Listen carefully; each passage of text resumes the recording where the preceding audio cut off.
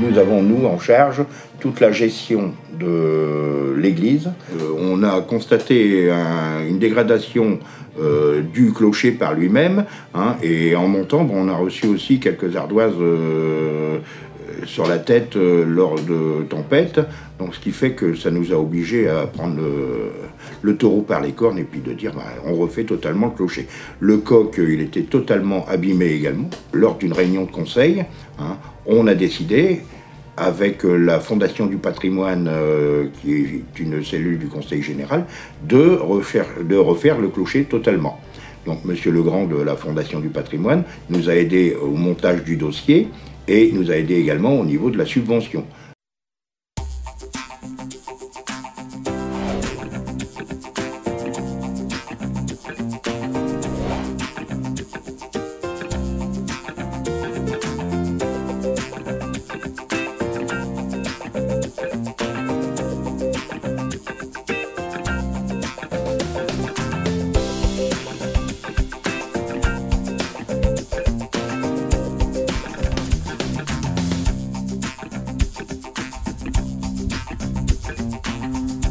On a démonté les ardoises de la partie verticale.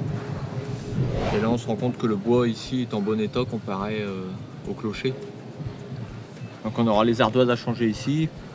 Et puis les contreventements ici pour la pluie, pour l'intérieur du clocher. Qui seront plus en zinc, ils seront en bois comme à l'origine. Là je vais refaire la bavette en plomb qui communique avec la toiture principale avant de remettre les ardoises. Ici, il n'y aura que les ardoises, la zinguerie sur les côtés, ils en avaient pas mis. Ça évitera, comme là, vous voyez, le bois il est un peu attaqué sur les côtés. Ils avaient laissé ça comme ça apparent. Mais nous, ça sera caché avec un zinc. Mais sinon, ça va ressembler à peu près à ce que vous avez là. Sauf que ça sera plus comme à l'époque, vu qu'on va retirer la zinguerie qu'ils avaient mis en déco après. On va revenir vraiment avec du bois authentique, quoi.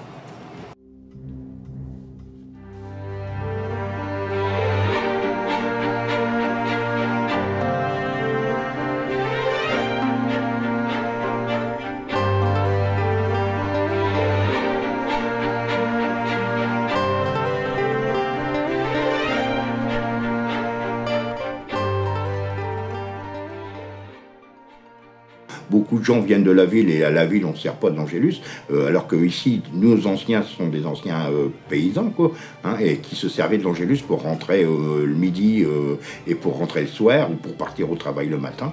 C'est eux qui se servaient de la sonnerie des cloches pour régler leur temps de travail. À combien de jours de chantier on est? Une semaine. On est à 8 jours de chantier. Ouais, ça fait 8 jours. Donc là aujourd'hui on a posé tout ce qui est, sur cette partie là, les habillages en zinguerie ce matin. Et puis là on va s'occuper de refermer en ardoise. Hein, comme là on a les arrondis à refaire. On les pose sur place et puis on les retaille sur place.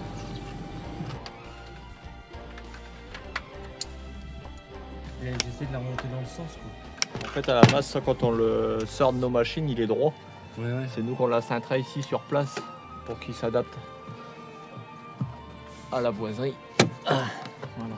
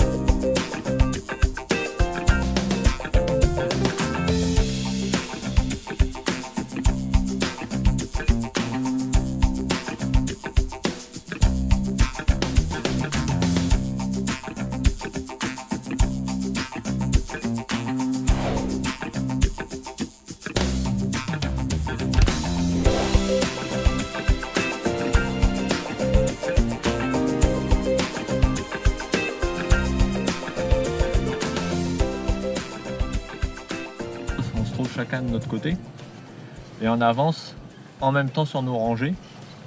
C'est-à-dire que moi, je vais poser ma première approche. Ce qu'on appelle l'approche, c'est la coupe d'angle qui vient finir notre rangée. Et Christophe vient faire sa contre-approche. Il vient chevaucher mon ardoise, comme ça, qui vient cacher le jour ici. La rangée d'au-dessus, c'est Christophe qui va reposer d'abord. Et moi, je viens chevaucher à mon tour. Ce qui fait qu'on travaille en quinconce sur nos rangées, ce qui cache à chaque fois les jours pour éviter que l'eau ne s'infiltre.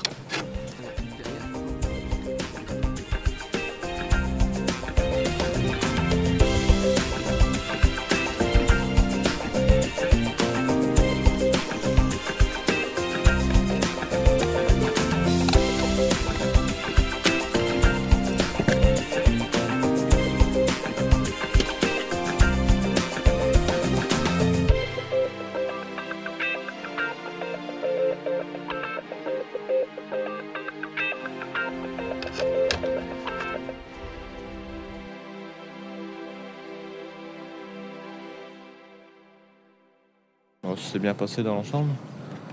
Un peu de problème avec le temps, avec le vent pendant une semaine. Là. Mais sinon, on n'a pas eu trop de surprises. Ça a été en meilleur état que ce qu'on aurait pensé, le bois. Voilà, on est reparti pour, à mon avis, une centaine d'années.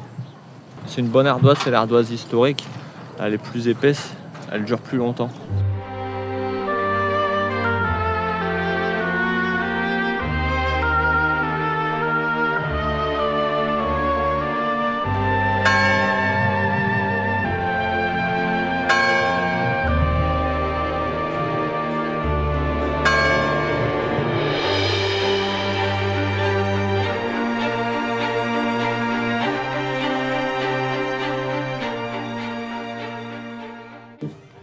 Et d'après les anciens, pendant la guerre, les Allemands, quand ils étaient sur place, s'amusaient à tirer sur le coq de façon à le faire tourner. Et c'était une façon de communote de savoir qui payait l'apéro le midi.